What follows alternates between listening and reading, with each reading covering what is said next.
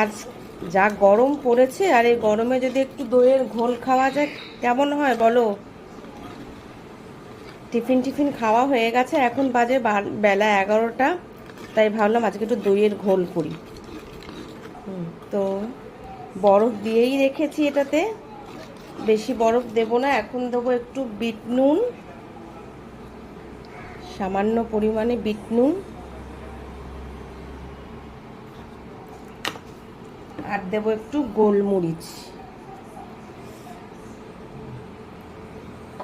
চিনিটা দেব না, কারণ চিনিটা তাপস খেতে পছন্দ করে না, চিনি দিয়ে খেতে। ও একদম প্লেন খাবে। আর দেবো এটাতে জল। একদম দইটা গাঢ় হয়ে গেছে।